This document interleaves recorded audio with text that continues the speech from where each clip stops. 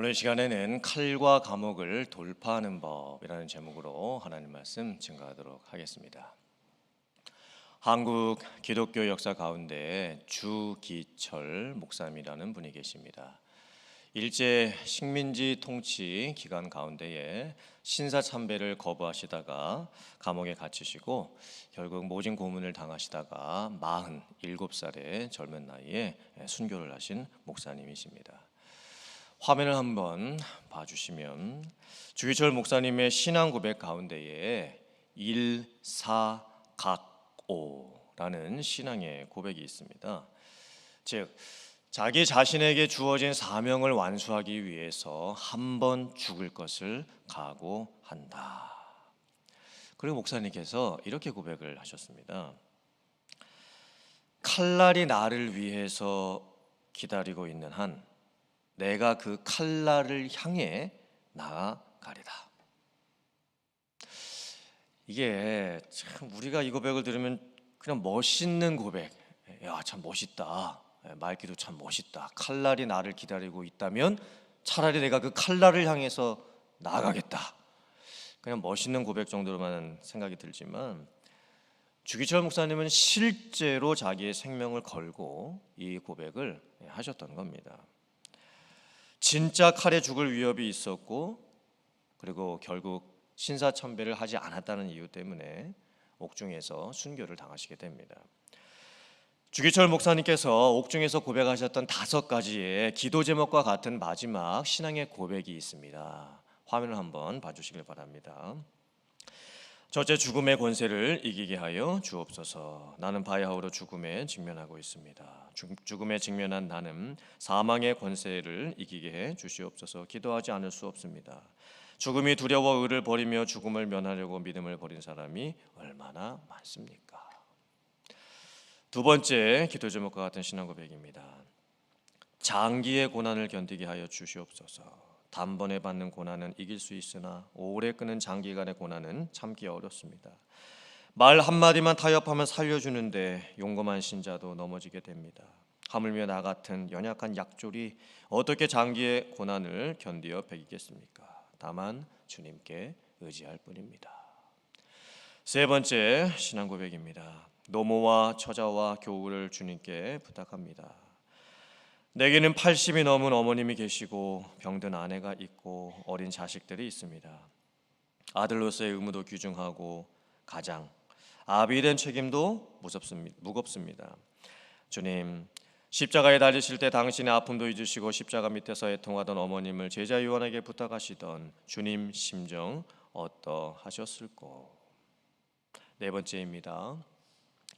의에 살고 의에 죽게 하여 주시옵소서. 이 몸이 어려서 예수 안에서 자랐고 예수께 헌신하기로 10번 100번 맹세하였습니다. 예수의 이름으로 밥 얻어먹고 영광을 받다가 하나님의 계명에 깨어지고 예수의 이름이 땅에 떨어지는 오늘 이 몸이 어찌 구구도생 피할 수 있사오리이까? 마지막 5번째 신앙 고백입니다. 내 영혼을 주님께 부탁합니다. 오 주님, 예수여 내 영혼을 주님께 부탁합니다. 십자가를 붙잡고 쓰러질 때에 내 영혼을 받아 주시옵소서. 옥중에서나 사형장에서나 내 목숨 끊어질 때에 내 영혼을 받으시옵소서. 이 고백이 칼과 감옥을 만났을 때에 주기철 목사님께서 선택하셨던 돌파의 방법이었습니다. 피하지 않고 부딪힌다. 칼이 나를 향해서 기다리고 있더라도 나는 칼을 향해서 나아간다. 참 놀라운 신앙의 고백이죠. 칼과 감옥을 돌파한다라는 것은 영적인 그런 문제뿐만이 아니라 신앙적인 어떤 핍박뿐만이 아니라 우리의 일상적인 삶하고도 많은 연관이 있습니다. 우리의 인생에서도 참 많은 문제들이 생기죠. 힘들고 어려운 문제들이 생기게 됩니다.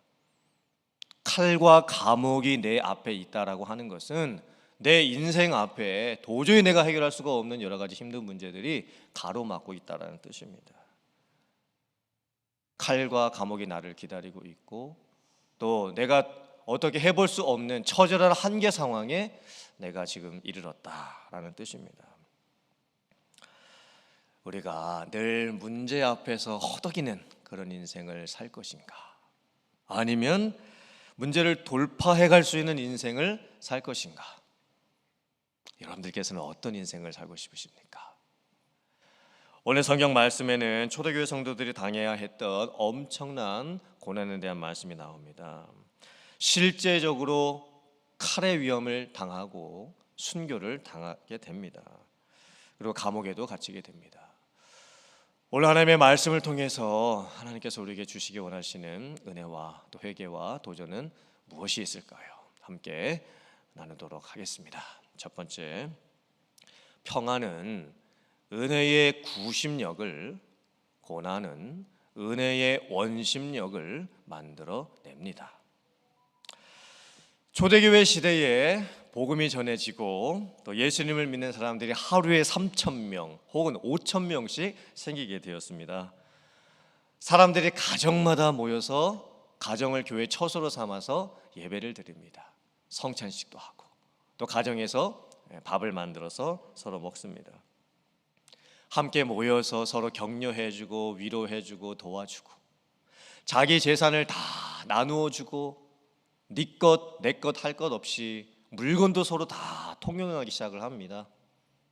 또 어떤 사람들은 자기의 재산을 다 팔아서, 집까지 팔아서 사도들의 발 앞에 헌금을 합니다. 가난한 사람들을 도와주고 과부들을 도와주고 고아들을 도와주고 구제에 힘을 씁니다. 그런데 문제가 무엇이었는가? 복음이 예루살렘이라고 하는 도시 안에만 머물러 있습니다. 그리고 복음이 유대인들에게만 전해지고 있습니다. 이것이 한계였습니다. 그때 하나님께서 어떻게 하실까요?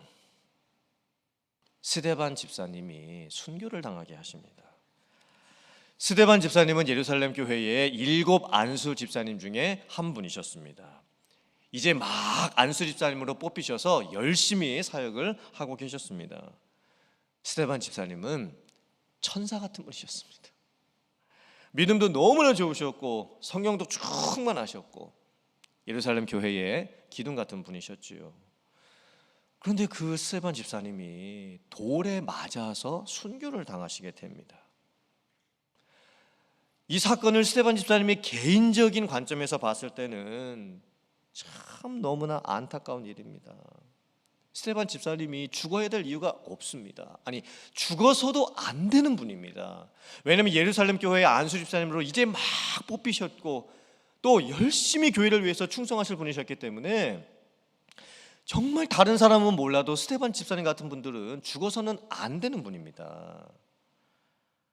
그런데 하나님께서 왜 스데반 집사님이 순교를 당하도록 허락을 하셨을까요? 왜 그렇게 하나님께서 하셨을까요? 그 이유가 도대체 뭘까요? 사도행전 8장 1절부터 4절 말씀 같이 봉독해 보겠습니다. 시작. 사울은 그가 죽임 당함을 마땅히 여기더라. 그날에 예루살렘에 있는 교회에 큰 박해가 있어 사도 외에는 다 유대와 사마리아 모든 땅으로 흩어지니라. 경건한 사람들이 스데반을 장사하고 위하여 크게 울더라. 사울이 교회를 참멸할새 각 집에 들어가 남녀를 끌어다가 옥에 넘기니라. 그 흩어진 사람들이 두루 다니며 복음의 말씀을 전할세.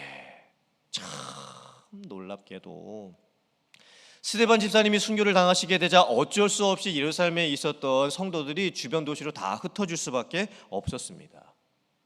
그런데 드디어 이제 복음이 예루살렘이라고 하는 도시를 넘어서 다른 도시에까지 퍼져가기 시작을 합니다. 그리고 유대인들에게만 복음을 전했는데 이제는 이방인들에게까지도 복음을 전하게 되는 역사가 일어납니다. 참 역설적인 모습이죠. 고난을 받고 핍박을 당했을 때 오히려 사람들이 흩어지는 역사로 말미암아 복음이 더 멀리 많이 퍼져가게 되었던 겁니다. 오늘 성경 말씀에는 두 번째 순교의 모습이 나오지요. 이번에는 예수님의 12 사도 중에 한 사람이었던 야고보 사도가 순교를 당합니다. 근데 이번 순교는 순교를 가했던 사람이 누구였냐면 헤롯 왕이었습니다. 이제는 왕까지 나서서 교회를 핍박하기 시작을 합니다. 헤롯 왕이 교회를 핍박하고 그리고 야고보 사도를 죽였다라는 의미는 조직적인 핍박, 정치적인 핍박이 시작이 되었다라는 의미입니다. 초대교회에 처음 일어났던 스데반 집사님이 순교할 때만 하더라도 그 핍박은 종교 지도자들에게서 일어났고 또 유대인들의 광적인 그런 선동과 핍박 때문에 일어났던 것이었습니다. 그런데 이제는 헤롯 왕까지 나서서 교회를 핍박하기 시작을 합니다. 정치 조직이나 국가적인 핍박이 이제 시작이 된 것입니다. 그런데 놀랍게도 사도행전 12장에서 헤롯 왕에 의해서 야고보 사도가 순교하고 베드로 사도도 감옥에 갇혔는데 사도행전 13장에서 또 어떤 역사가 일어나게 되냐면 안디옥 교회가 바울과 바나바를 선교사로 파송을 하고 세계 선교가 시작되는 역사가 일어나게 됩니다. 참 놀라운 모습이죠. 정말 역설적인 모습 아닙니까? 교회가 핍박을 당합니다. 이제는 왕까지 나서서 조직적인 핍박을 가합니다. 그런데 오히려 복음은 더 퍼져나가기 시작을 합니다. 하나님께서 칼과 감옥이라고 하는 도구를 사용하셔서 이 세계 선교라고 하는 하나님 나라를 이루시는 엄청난 역사를 이루어 가시는 겁니다. 오늘 이 말씀이 우리에게 주시는 영적인 교훈과 은혜가 뭘까요? 여러분들 구심력, 원심력 혹시 알고 계십니까? 구심력은 안으로 모이려고 하는 힘입니다. 원심력은 바깥으로 뻗어나가려고 하는 힘입니다. 우리가 돌멩이를 줄에 달아가지고 돌린다고 한번 생각을 해보십시오. 돌멩이를 줄에 잡아가지고 이렇게 돌리게 되면 돌멩이가 어떻게 되려고 합니까? 바깥으로 뻗어나가려고 하죠. 만약에 돌멩이가 무거울수록 그리고 내가 줄을 빨리 돌릴수록 그 돌멩이가 바깥으로 뻗어나가려고 하는 힘은 더 강해지게 됩니다. 그런데 그 돌멩이가 어떻게 바깥으로 뻗어나가지 않고 계속 똑같은 그런 사이클을 돌 수 있을까요? 내가 그 줄을 잡고 있기 때문입니다. 이제 안쪽으로 가해지는 구심력이 있기 때문이죠. 이 구심력하고 원심력은요 정확하게 힘의 균형이 맞아야 됩니다. 그래야 돌멩이를 줄에 매달아서 돌릴 수가 있는 겁니다. 우리 어린 아이들이 만약에 무거운 돌을 줄에 매달아다가 이게 돌릴 수가 있겠습니까? 없겠습니까? 못 돌립니다. 왜냐하면 이 아이는 구심력이 너무나 작고 돌멩이는 바깥으로 뻗어나가는 원심력이 너무 크기 때문입니다. 그런데 이번에는 반대로 다 큰 어른이 조그마한 돌멩이를 이 줄에다가 달고 천천히 돌린다고 한번 생각을 해보십시오. 이번에는 무슨 힘이 더 강한 겁니까? 내가 붙잡고 있는 중심을 향해 있는 구심력이 더 강한 거죠. 그럼 재미가 하나도 없습니다. 다 큰 어른이 이렇게 근육이 있는 남자분이 요만한 돌을 줄에 달아가지고 천천히 돌린다. 그게 무슨 재미가 있겠습니까? 이게 영적으로 무슨 의미가 있을까요? 우리가 은혜 받을 때는 모든 것이 잘 되고 그리고 형통할 때는 그 은혜의 힘이 안으로만 모입니다. 그래서 쉼도 얻을 수도 있고 마음이 평안해질 수도 있고 여유도 생길 수도 있고 내가 좋아하는 것들 취미 생활도 다 해볼 수 있고 내 자신을 위해서 좋은 거 다 해볼 수가 있습니다. 그런데 계속 평안하기만 하면 은혜의 구심력 안에 사람이 갇혀버립니다. 마치 예수님의 제자 중에서 베드로와 야고보와 요한이 예수님과 함께 변화산에 올라갔죠. 변화산 꼭대기에 올라갔는데 예수님께서 흰옷에 광채가 나는 것처럼 놀라운 그런 변형이 일어나고 하늘에서부터 이는 내 사랑하는 아들이라 하나님의 음성까지 들립니다. 그때 베드로가 뭐라고 고백을 하죠? 주님, 여기가 너무 좋습니다. 저는 여기서 계속 살고 싶습니다. 초막 셋을 짓고 하나는 주님 위에, 하나는 모세 위에, 하나는 엘리야를 위해서 내드리고 여기서 이 변화산 꼭대기에서 이 좋은 거 마음껏 누리면서 저 이렇게 살고 싶습니다. 베드로는요, 이 은혜에 평안이 주는 이 구심력을 맛본 거예요. 근데 그곳에서만 머물려고 했습니다. 지금 변화산 밑에서는 무슨 일들이 일어나고 있었을까요? 귀신 들린 아이가 있었습니다. 아무 사람들도 그 아이를 고치지 못하고 있었습니다. 나중에 제자들이 내려왔을 때 제자들도 그 귀신 들린 아이를 고치지를 못합니다. 변화산 밑에 가난한 사람도 있었고, 병든 사람도 있었고, 상처받은 사람도 있었고, 문제 있는 사람도 있었고, 수많은 문제들이 있었죠. 근데 베드로가 하나도 그것을 해결을 하지를 못합니다. 그런데 이 고난을 우리가 받게 될 때 어떻게 되냐면 은혜의 원심력이 만들어집니다. 놀랍게도 우리가 고난을 당하고 핍박을 받을 때 바깥으로 뻗어나가려고 하는 힘이 생깁니다. 여러분들께서 한번 삶 속에서 고난당하고 힘들 일이 생길 때 여러분 자신이 어떤가 한번 생각해 보시길 바랍니다. 일단 처리해야 될 일들이 너무 많죠. 가만히 앉아 있을 수도 없습니다. 이리저리 뛰어다녀야 됩니다. 고난이라고 하는 것은 방석에서 일어나서 발로 움직이게 만드는 힘이 있습니다. 혹시 여러분의 인생 가운데 칼 앞에 놓여 있는 것 같은 그런 상황이 있으십니까? 감옥에 갇힌 것 같은 그런 상황에 놓여 계십니까? 여러 가지 힘들고 좀 피곤한 그런 일들이 지금 일어나고 있습니까? 하나님께서는 칼의 위협을 통해서도 오히려 우리들이 은혜 안에서 믿음 안에서 뻗어나갈 수 있는 그런 역사를 체험하시기를 원하고 계십니다.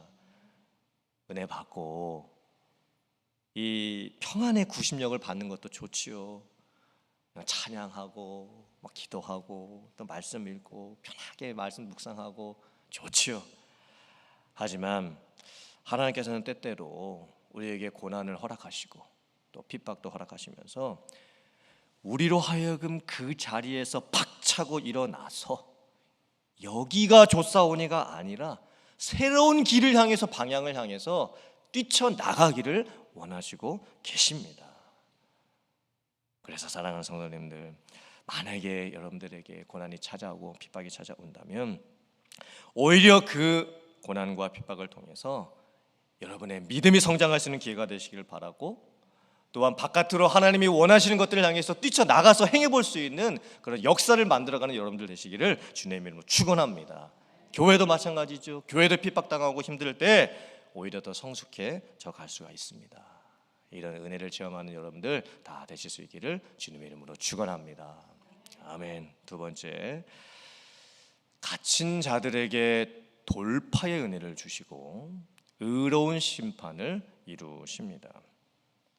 헤롯 왕이 야고보 사도를 칼로 죽인 후에 이제는 베드로 사도를 감옥에 가두어 버립니다. 그때 교회가 무엇을 할까요? 간절히 기도합니다.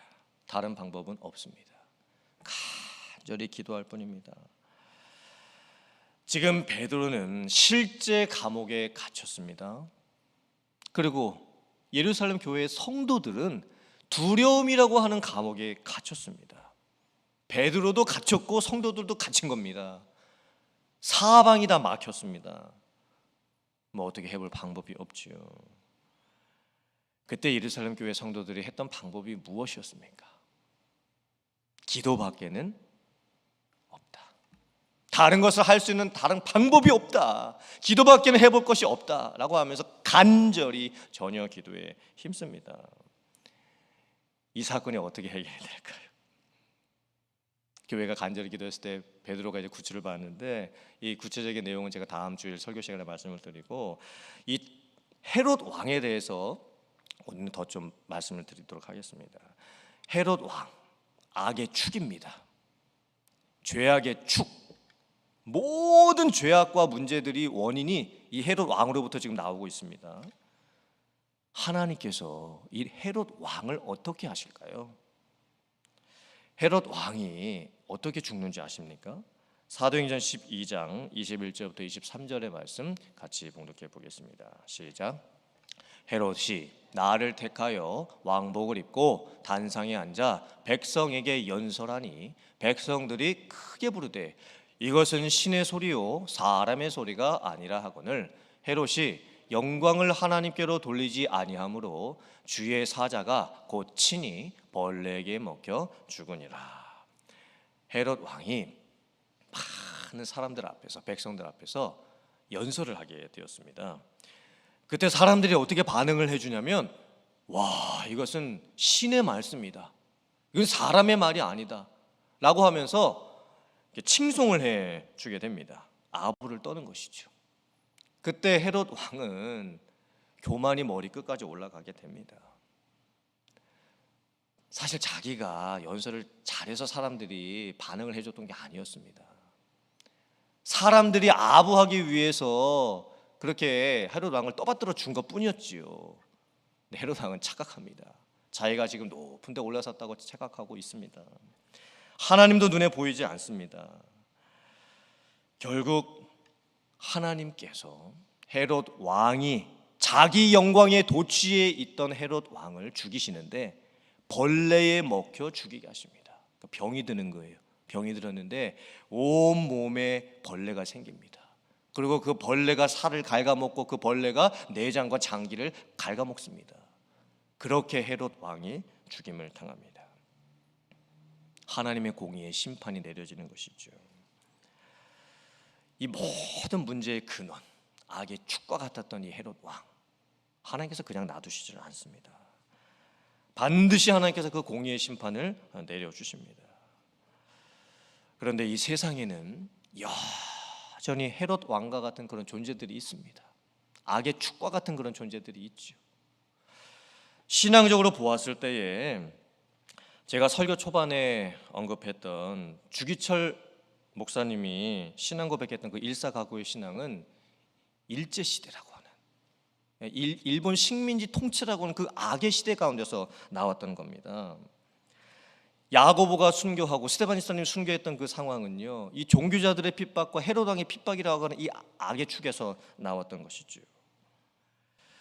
솔직히는 우리가 주기철 목사님의 그 일사가구의 신앙 고백이나 스데반니스님이 순교당하시고 야고보 사도도 순교당하고 베드로가 감옥에 갇히는 이런 말씀들이 미국에 살고 있는 우리들에게 참 별로 다가오지를 않을 수도 있습니다.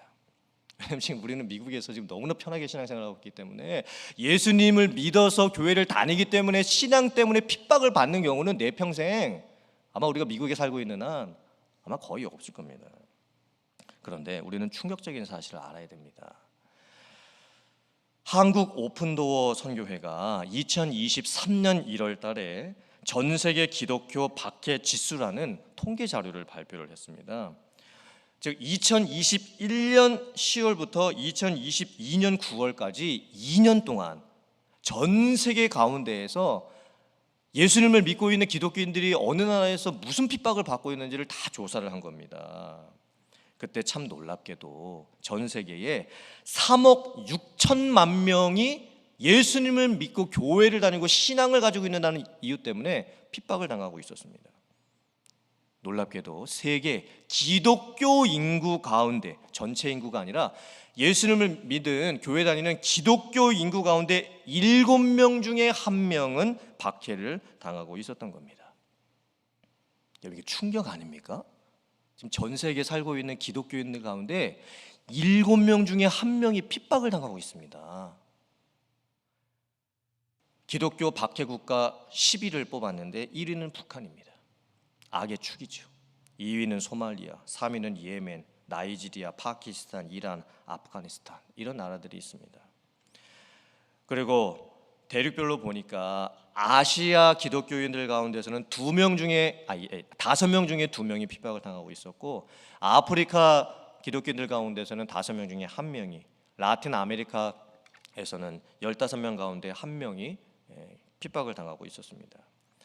심지어 나이지리아 같은 나라에서는요, 종교적인 동기에 의해서 기독교인이 살해를 당하는 건수가 5,014건입니다.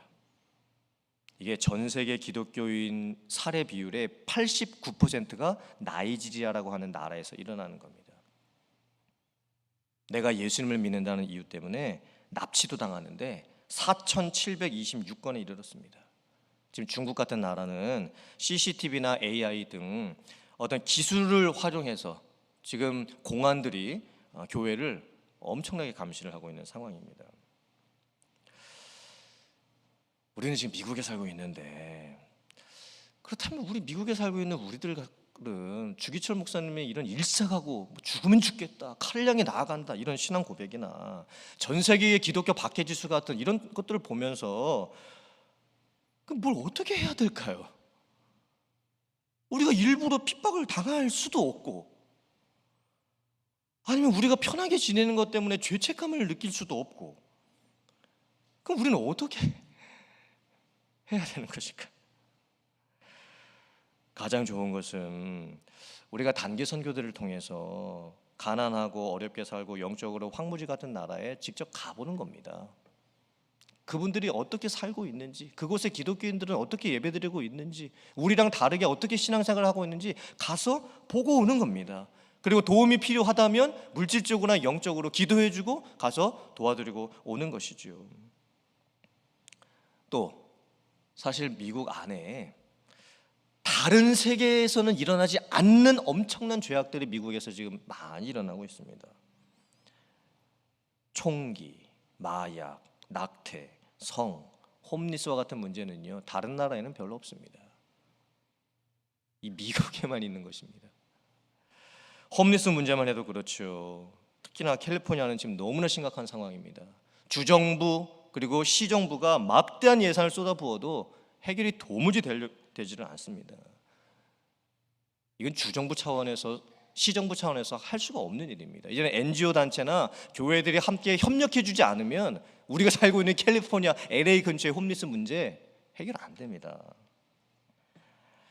이제는 우리들이 직접 나가봐야 될 때가 됐습니다. 교회 안에서 우리가 예배도 드리고 훈련도 받고 기도도 하는 거 좋지요. 구심력이 있어야 돼요. 교회는 은혜의 구심력이 안으로 모이려고 하는 강한 힘이 있어야지요. 하지만 이제는 때가 됐습니다. 이제는 원심력을 갖고 은혜의 원심력을 바깥으로 뿜어내고 뻗어나가야 될 그런 때가 됐습니다. 전도도 마찬가지죠. 저희가 6월 한 달 동안 금요 예배를 통해서 전도 훈련을 했습니다. 많은 분들이 훈련을 받았습니다. 물론 훈련 받지 못한 분들도 계시겠지만 참석 못하셔서 너무나 좋은 시간이었습니다. 귀한 시간이었습니다. 하지만 실제 해보지 않으면 훈련 받은 거 아무 소용이 없습니다. 실제 사역으로 이루어지지 않으면 아무 소용이 없습니다. 그래서 제가 우리 교회에 전도 팀을 이제 만들려고 합니다. 그래도 우리 교회에 전도에 대해서 관심 있는 분 3-4분은 계시지 않을까요? 전도를 정말 해보고 싶고 우리 교회가 전도하는 교회로 좀 되었으면 좋겠다라고 하는 소망을 갖고 계신 분들 그래도 1명, 2명, 3명은 계시지 않을까요? 그 2-3 사람이 함께 모여서 마음을 나누시면 되는 겁니다. 같이 시작을 하면 되는 것입니다. 그럼 하나님께서 은혜로 또 붙여주시겠죠.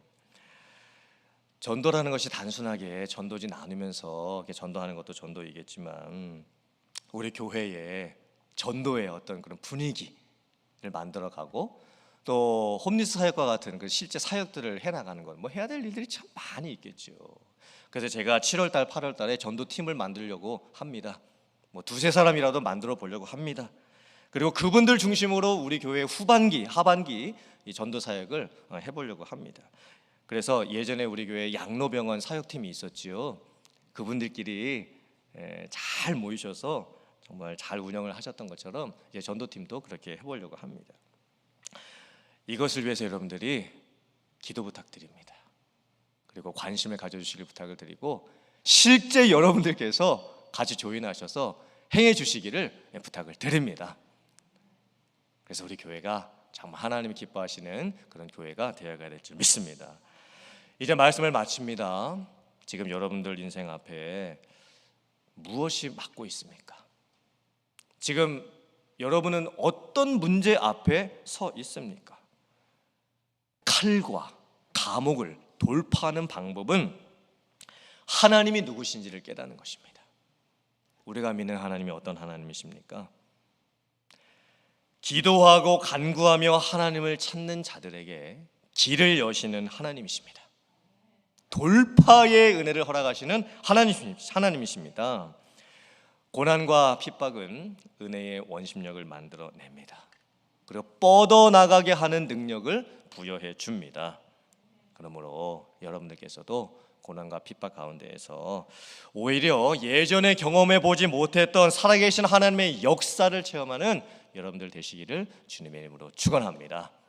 그리고 그런 교회를 이루어갈 수 있는 여러분들 다 되실 수 있기를 주님의 이름으로 축원합니다. 아멘.